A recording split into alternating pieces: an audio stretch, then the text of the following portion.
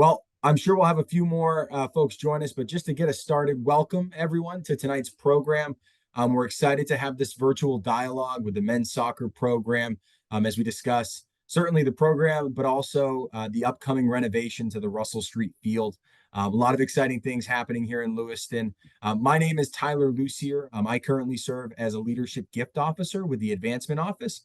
I have been with the team since April of 23. And prior to that, I spent about 6 years with the Bates admissions office. And so certainly not new to the college. And I actually grew up right here in Lewiston, so in my hometown as well, which is pretty exciting. I'm joined tonight, more importantly, by a number of panelists who are going to get the opportunity to introduce themselves in a second. But as I mentioned at the start, please, we hope that this is going to be an interactive opportunity for folks to answer or ask questions, to connect with us directly. So please feel free to utilize the chat function throughout the course of the event. And certainly, as I mentioned, about the last 15 minutes, we'll open it up for Q&A so that we can connect with folks. But on tonight's call, we are joined by a number of people. First and foremost, Celine Cunningham, who is the Deputy Director of Athletics and Senior Women Administrator. Celine has been with Bates since 2018 and previously worked for the Stevens Institute of Technology in multiple roles, including Associate Director of Athletics and also the head women's lacrosse coach. In addition to Celine, we're joined by Nano Pereira, who currently serves as the Assistant Coach for the men's soccer program and has been with us since the fall of 2022. He is a 2014 graduate of Vassar and brings a lot of coaching and recruiting experience coming into tonight. And then Nano is joined by Andrew Goddard, who is a current member of the men's soccer team, class of 2027, who actually is from Enfield, Connecticut. And not last but not least, but Jason Fine is also joining us tonight, the Director of Athletics. So we're excited to have a really great group with us tonight. So I'll let them introduce themselves a little bit more, and then we'll jump into the program. Celine, would you like to kick us off? No, I'm excited to see everybody. It's a really exciting time, and we have lots to talk about today. But the turf is definitely something that I know the men in this program are really excited about and have been advocating for that for quite some time. So it's good that we're going to be talking about that tonight, and certainly give you an update on the head coaching search. Awesome. Go ahead, Hey guys, thanks so much for joining. Really nice to see some familiar faces, parents and alumni. For those of you whose cameras are on, those of you who aren't, I hope to hear your voices at some point too. I think these are special communities that we have, and this is one of the few opportunities we have to get together. So we'd love to get some good discussion going. Looking forward to it. Awesome. With that in mind, Nano, would you mind kicking us off just to talk a little bit about last season, what we're looking at for the program, and maybe what's coming up? Yeah. Well, I wanted to talk a little bit more just to give a general program update. And of course, that's following what was a tough season past fall, but where we felt we made progress in a lot of different areas. And those areas aren't always seen in results, but I think we did do some really hard and important work this past season that moved us forward. And now going into the off season, we met with players individually at the end of the season and made sure that they had clear development plans so that they knew which direction to go in the off season. I'm actually able to see them a little bit more than coaches usually can because I'm now an assistant strength and conditioning coach. So I've run a couple sessions, and when I return to campus, I will be running many more this spring. So I'll get to have some good regular contact with the boys, which is pretty exciting. And then we have our spring season coming up, which is not really the first. It's the second time we're doing this because of COVID. But first time that we're really getting this non-traditional season after a full fall season. And so just an opportunity to continue developing, and an awesome opportunity to have 10 training sessions with the boys and a couple non-training days off the field as well to do some work. And then lastly, recruiting is something that we've been, thinking about in the off season. Obviously, we're in the process of looking for a new head coach, and so that person will also lead the recruiting efforts. But this time hasn't gone wasted. I've spent some time planning out some ideal recruiting activities, and then we can pick and choose what really works for us. But there are some good tournament showcase events that we're looking to go to in the spring and summer. And I've been working on some ID camps, one which we attended last year and had a recruit commit from there, and that we were excited about, and setting up some new camps as well. And so hopefully that'll be a good way to get recruits interested in the program and get to know them a little bit better. It's a different opportunity to meet recruits aside from just watching them at tournaments.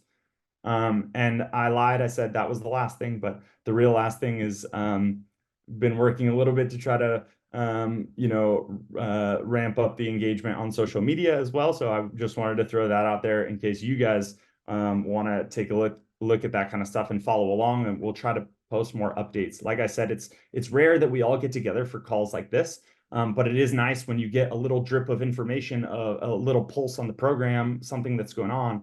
And I think it can be a tool for you guys to follow along and see kind of behind the scenes of what players' lives are like and things like that. So could be interesting for you all to follow and engage in those posts as well. So I think that's kind of the program update. But also happy to answer any questions that you guys may have later on. Awesome. And Andrew, would you mind giving the crowd a bit of an introduction into your experience and your time here at Bates? Yeah, 100%.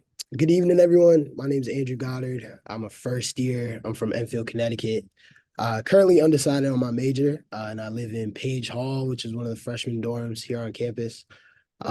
So my journey to Bates was pretty unique. I knew I wanted, a smaller, high academic school. And once I had the opportunity to come to Bates, as soon as I stepped on campus, it felt like it was home. Having the opportunity to, give 100% in the classroom and then also, on the field and not have to sacrifice one for the other. That's just a great experience, especially being in, the best conference in Division III in the country. Furthermore, the community at Bates has just really been amazing on my time here. Not only the community on campus, but off campus as well. Lewiston is a very special place. And I've had the opportunity to volunteer at a alternative schooling program 2 times a week since the start of this semester. So it's just a great opportunity to really connect myself with the community and, try to make an impact as much as I can. And yeah, my experience as a student athlete, it's pretty much has been all I can ask for. I've got a group of 27 guys who I love to death, truly. I know I can call all those guys my brothers. And I formed great relationships with, not only my teammates, but my coaches as well. So I'm, always going to be grateful for them, for, guiding me, bringing me to this program. We have things to work on, we know that. But, like Nano was saying, there were a lot of good things that came out of this year.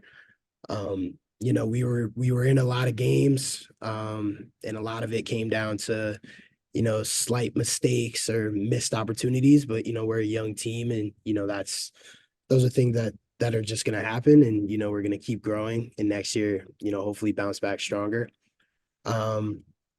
So yeah, being a student athlete here is great, great everything with the facilities, locker room, everything like that, really a very professional environment. And yeah, so off season, the boys have really been getting after it, which is a really good sign. We're having multiple small group trainings a week. Then also, getting up early, getting in the gym, getting our speed and conditioning workout in with Coach Seltzer, our strength coach. And, it's a lot of positive vibes, which is very good. Everyone's kind of supporting each other, building each other up, and really just getting after it. Because we know this past season, it didn't go how we wanted it to. And we're really putting our heads down and grinding to make sure that doesn't happen again next year, even amidst all this uncertainty with our coaching situation. So it's a really good sign. I think it speaks to our togetherness as a group. And yeah, I mean, we're just gonna keep working hard, keep getting after it, and hopefully keep working hard on a new turf field next year. So that's all I can ask for. Awesome. Thank you, Andrew. And then Celine, any context that you can share as we think about the next steps with the men's soccer program? Yeah, no, that was great, and I really enjoyed working with the team as we go through this search. So just a quick update on that, which I know is certainly paramount in everybody's mind. We are winding down. We've had a really competitive pool. We've had some folks on campus, and we hope to be announcing a new coach in the near future. So can't thank our student athletes enough that have been really engaged and really available in explaining what they feel like is a priority and that priority in the next coach. So that's been super helpful. And Andrew's probably, talking to me more than he would have probably, but it's great to see them, as he said, grinding. I've seen them working really hard. And, the focus on this call is to really talk about the excitement of the new field. So just an update about the search, and our fingers crossed that we'll be announcing something in the very near future, but we're well on our way and we're excited about that. We've had, some really good candidates. So it's been fun. It's been hard, but it's super exciting. As far as, specific to the field, I think the soccer team in particular, both the men's and women, have really been advocates of like playing on this turf surface, and they've been really interacting with Jason and myself and talking about, ideally the soccer snobs of the world want to play on a grass field, but a grass field in Maine is super challenging. We, if you remember, some of the people on this call might have known about 3 years ago, we worked really hard to resurface it and to get in a place where it would be a sustainable playing field for our competition, and certainly a competitive advantage being on a grass field. But we found that it's just not sustainable, and having a new synthetic turf is going to be super important, well, not only for the soccer programs, but also the student athletes and students at Bates. So we're really excited about that. We're going to have lights. It's going to impact the fact that they can have practices and be able to go to the dining hall at a certain time. So they're not going to get, in there at 8:30 after the second session. They're not going to have to switch back and forth from Garcelon to Russell Street.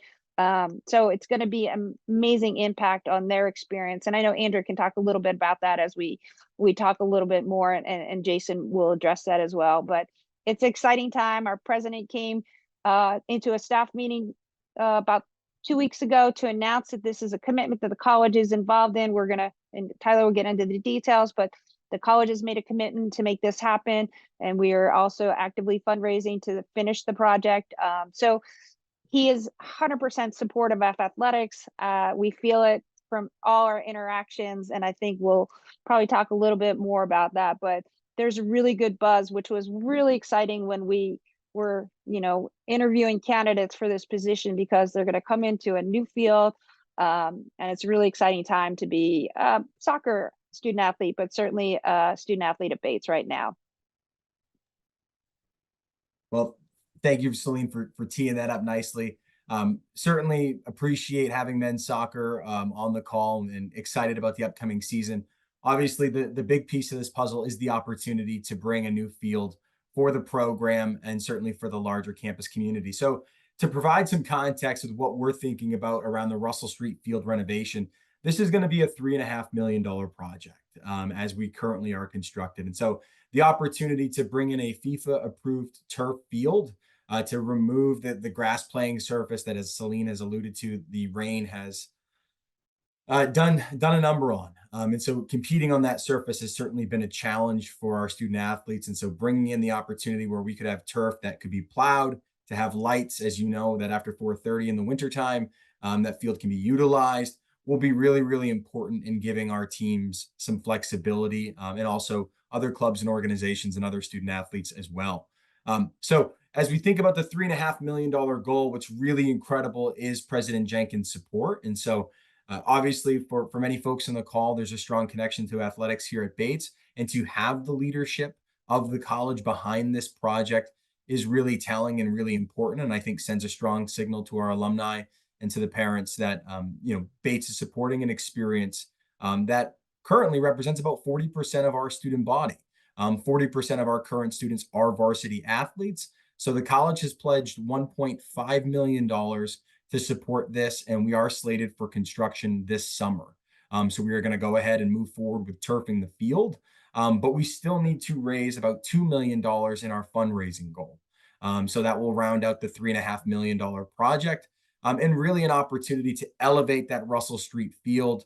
And as we also think about the complex more broadly, an opportunity hopefully to bring in grandstands and potentially a press box to really round out that facility as we look to hopefully mirror what our some of our teams have on Garcelon Field as well. What's really exciting is that $2 million fundraising goal we have. We have already been able to secure pledges for $500,000 roughly. So we are about a quarter of our way to our goal, but we are actively in conversation and connecting with not just representatives from the men's and women's soccer program, but also from the men's and women's lacrosse program, because this field will certainly be an important part of their student athlete experience for some of the reasons that Celine has alluded to, and for some of the reasons that we're going to get the opportunity to discuss. And just to put into context for the facilities we have on campus, Garcelon currently really stands as the only multi-use field that offers the flexibility needed with Maine weather. And so if you may know, the Campus Avenue field that's really primarily used for field hockey is one of our 5 other fields. 2 of those others include the baseball and the softball field, obviously limiting their use outside of those sports. So this is really a necessity to help move this forward. And so we're really excited about this opportunity, but we still have some work to do. So as I mentioned, we're about $500,000 towards the $2 million fundraising goal, but we are slated to start construction this summer. With that being said, I don't know, Jason, is there anything that you want to add as we think about the larger project and the scope of Bates Athletics? Sure. Thanks, Tyler, and thanks everybody for being here. Just wanted to hop on and say thank you for all of your support. It's and as Andrew mentioned, it's great to see the guys really getting after it here in the off season and be ready for everything that comes. This has been a project that we've been talking about for years. And as some folks know, we are really strapped for space, both indoor and outdoor. And as Celine mentioned, the weather is something that has really taken a toll on our plans for grass fields and the success there. And having one turf field has been rough. And those of you that have come up to games, if you come during the week and see a non-conference match, we're out on Garcelon. But other than that, we've been on Russell. So this is going to have kind of an exponential effect, being that we will double our turf field size. So just want to thank everybody, for your consideration. Tyler did a great job of mentioning it, but it's just an exciting time for athletics, and it's an exciting time for soccer. Our new president is really on board, and we're meeting with a group of trustees regularly now to talk about how we move athletics forward and the athletics platform. And this is really one of the first steps. So we've got we've got a list of 10 more steps, and we've got a soft list of probably 35 more steps on top of that. That'll take us into the next few years, but this is a really exciting time. So thanks for being here, Tyler. I'll turn it back over, but happy to answer questions and about the direction of the program and athletics and certainly our facility plan. Absolutely. And so certainly we want to offer the opportunity for folks to ask questions. If you feel comfortable asking them in the chat, you certainly can do that. If you'd like to come off mute and ask a question, you're certainly welcome to do that. The one thing I do want to also reiterate that Nana was able to mention out of the gate is a real change in the structure of off-season practices. So the NESCAC, more broadly as a next step, has really allowed teams to focus on 10 coach-led practices in the off-season, which is something that is very new to the program. So as we think about the need for additional field space, it's not just for the regular season, which for men's and women's soccer will be an entirely new playing surface, but it's also about their opportunity to condition during this time of year as well. And so it's really something that the off season is going to look very differently for the future of Bates athletics than it ever has. And within that, the need for space is really going to be an important piece. So for folks that didn't know, again, that change to NESCAC practice policy is a really new piece to this puzzle now. That does obviously bring some challenges as we think about space and availability. So that is just one piece that I really wanted to reiterate. With that being said, does anyone have any questions that they'd like to ask about this project and Bates athletics more broadly? While we wait on a question, Tyler, I'll just talk a little bit about timeline, which is we hope we'll be getting that field ripped up later this spring. And even though we're planning on it being done in August, we are taking to some contingencies with the early part of the schedule for the fall, just in case we have to deal with any weather delays and things like that with construction. So we'll be able to push a few games back if we needed to, but we're hoping that that is not the case. I got a question. Since you're still looking for $2 million to finish the project, but you're going ahead and starting it this spring, is there a danger of starting it and not having the funds to finish the project? It's a great question. You're introducing a project and the numbers don't exactly line up with that explanation.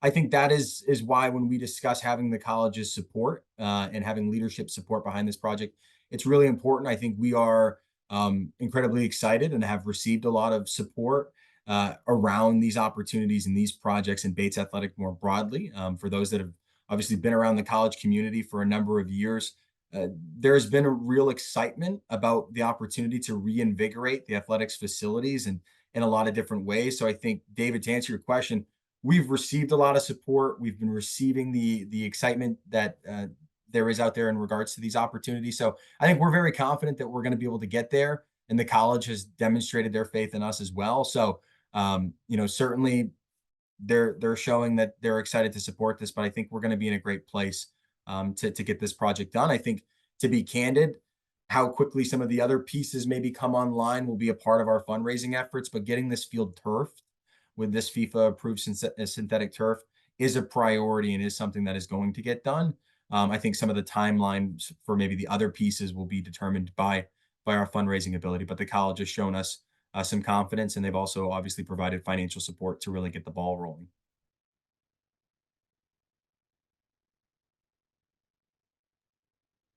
Hi, Alexander Stein. So appreciate the conversation, the opportunity to listen and to speak with you.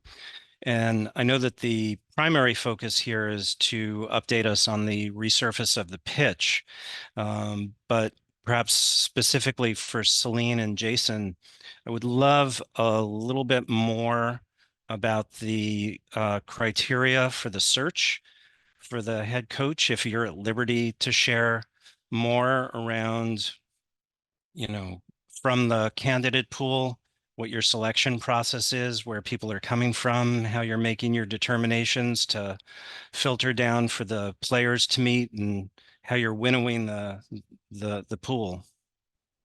Sure, I can hop in on that. I can't obviously give specifics about where we're pulling from, but I can say that we had about 95 applicants, and we did a national search, and that was folks that reached out to us, and also some outreach from our end, and taking some suggestions on folks that we should be speaking to. We've done a bunch of coaching searches over the last 6 years or so together, Celine and I, it's obviously important that we want someone who's going to have a history of being competitive, and whether they have been a sitting head coach or been an assistant coach at winning programs, at some like-minded institutions academically, and that understand the balance of academics and athletics, and understanding that this is a big reason that students choose to come to Bates and play in the NESCAC. We've got the competitive piece. I'd say everyone here in our department are super competitive, but knowing that there's a whole lot else that goes into making a successful team and a successful student athlete. So the team culture, the the way that the guys handle themselves on the field, off the field, in class, out in the community when they're, one thing that our team, as Andrew mentioned before, I think he's one of many on our team that do a lot of work in the community, especially here in Lewiston with the soccer community that we have and the kids. So there's a ton that I think we're looking for in the right person that knows that balance. And I think the response has been great. We've had the team involved, and the team has met with some candidates that have come on campus. We have to be careful with confidentiality until we get them here on campus and make sure that they that we're not spilling.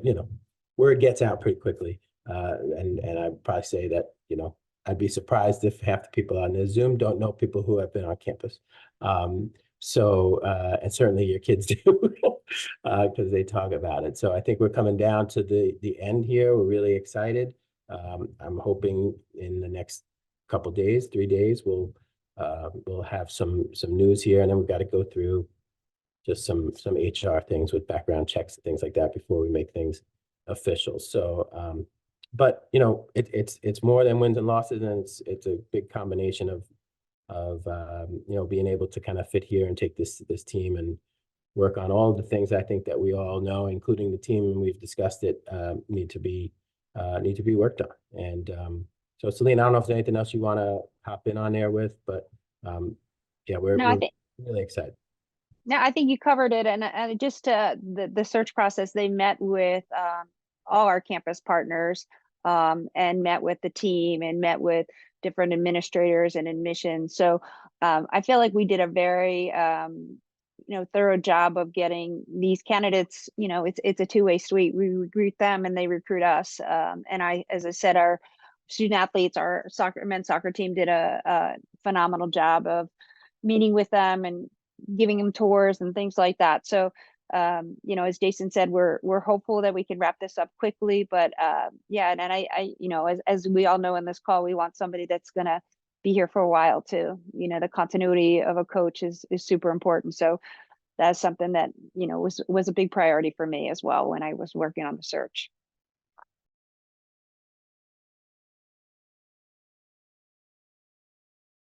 All right. Any other questions? Hey, Tyler, it's Greg Mulready.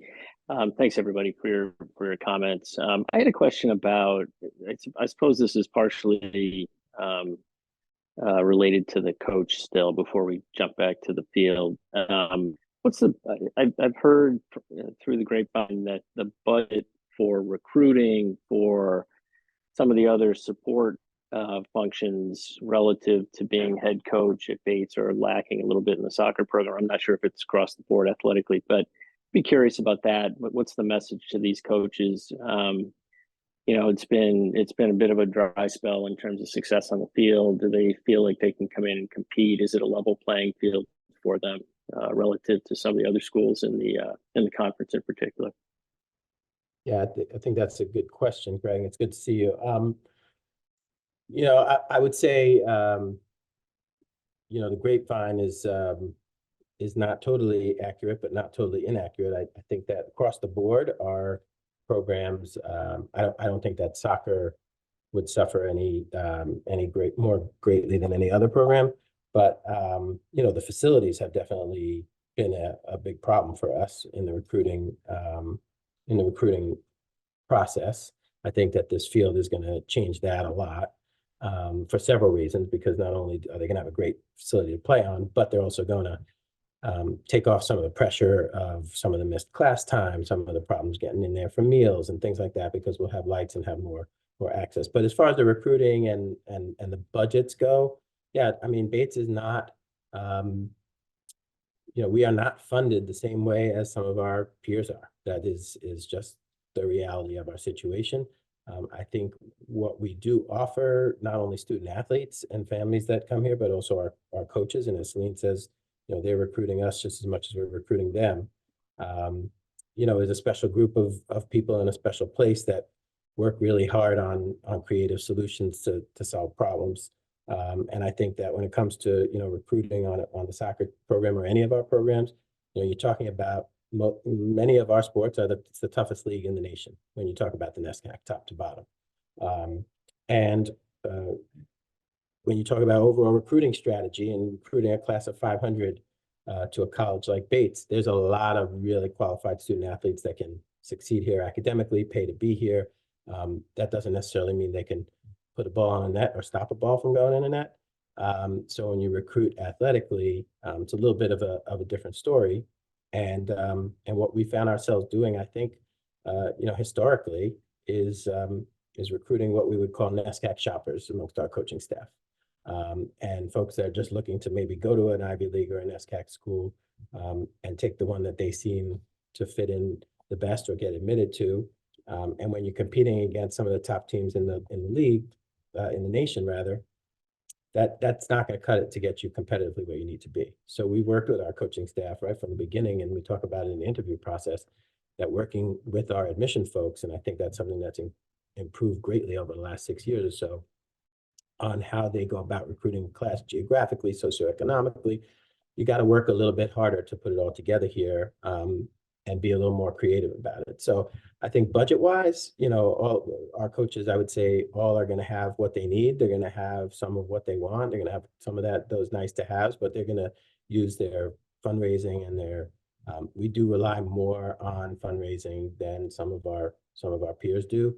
That's just the nature of our budget situation. But I don't think that that is any more true for men's soccer, women's soccer, or any particular program. We try to spread the wealth as best as we can, and then help rely on Tyler and the crew there to help us fundraise and get a little more creative about supplementing that budget. So I could go into some specifics if you have, and I'm happy to talk to you offline and about some of the things through the grapevine. But I actually think that our coaching staff would probably back that up, that we've done a lot more work internally with our partners on campus to try to see how we could be successful and really concentrate on some of the things that don't rely as much on money. I think we've started to run out of those things, which is why we are finally at the point where we can invest some serious money into our facility plan. Jason, I could back that up by saying a few things that we think about in recruiting that can help achieve those goals. Is that okay, Jason? Can I follow you up? Yeah. So for recruiting, of course we need to be careful and find ways to save in our recruiting budget. Coming from Maine, traveling to these tournaments is pretty far and can be expensive as well. But we try to be really intentional about the way that we go about that, so that we're not expending the budget. And a couple of the things that I was talking about earlier, setting up ID camps, those are efficient ways to see lots of players.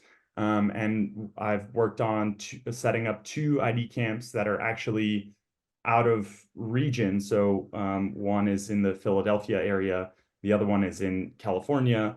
And that goes along with some of the college's recruiting goals in terms of finding some students who are out of region. Jason was mentioning, the NESCAC shoppers and things like that. And oftentimes those people, when they have the opportunity to, for example, travel and get to the East Coast and visit schools, Bates is a little bit further away. And it's hard sometimes to get kids out to an ID camp there. And so we're able to appeal to different types of recruits by going to different places.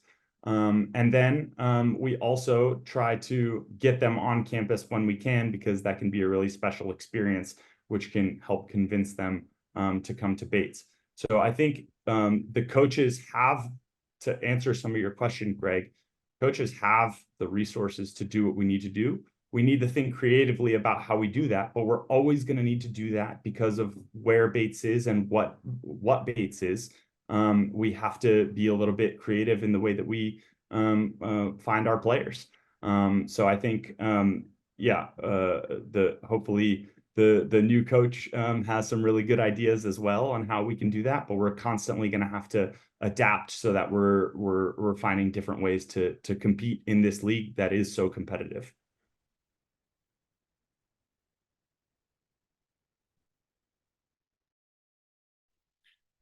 Since we're speaking about budgets, both for the field and for recruiting and the coaches, what are the sources of like revenue to help the athletic program? Is it just primarily donors that are like alumni and relatives of alumni, or is there any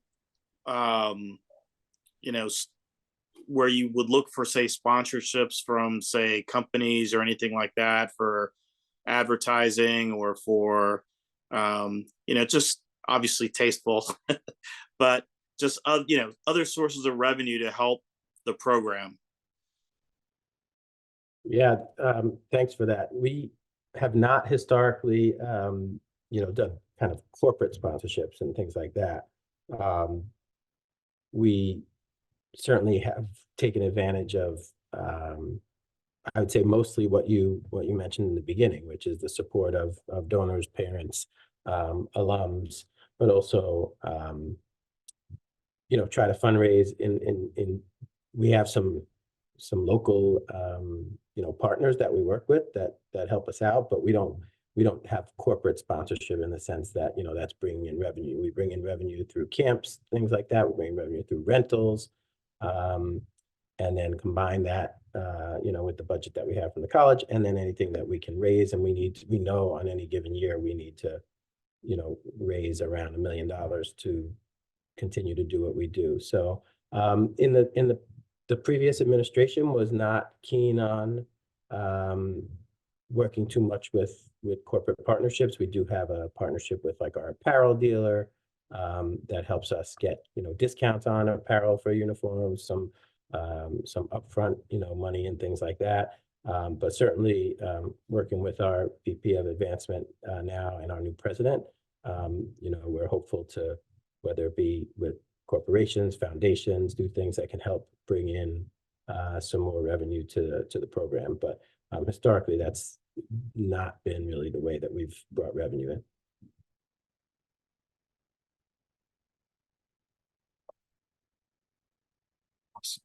Any other questions?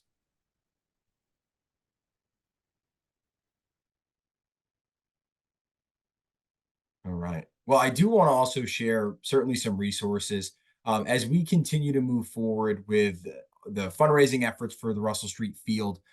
There will be a lot of communication coming out from our team to certainly share resources.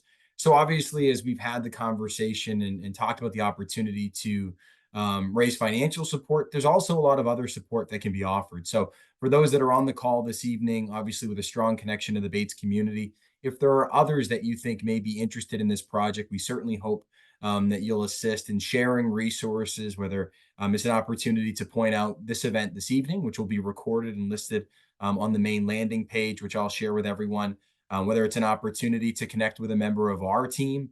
I just had an opportunity to host 2 lacrosse events last week to talk about how the field impacts their teams. And from that, had a number of opportunities to connect with folks offline, talk about specifics about the project and opportunities. This is something that, while we are actively fundraising at the moment, for many individuals, this may be an opportunity to support this project in the form of a gift that may be potentially contributed towards over the course of maybe, say, 1, 2, 3 years. So it is something that, again, we can think very thoughtfully about how we're going to plan these opportunities for collaboration and for support. But again, outside of financial support, please sharing this within your network so that folks understand this is an exciting time for Bates. We're going to continue to share this message with alumni, with parents, and certainly, as I mentioned, the landing page that we have will give you an opportunity to see all of this information as it's updated. So I have a chance here to share my screen. So you'll see the Russell Street Field Renovation. You'll have the opportunity to hear from student athletes, which I obviously could speak to this in even greater detail, a little bit about the specifics of the project that we've outlined today, a nice visual to give you a sense as to what we're thinking about for the Russell Street Field complex. And then certainly the recordings will live here as well.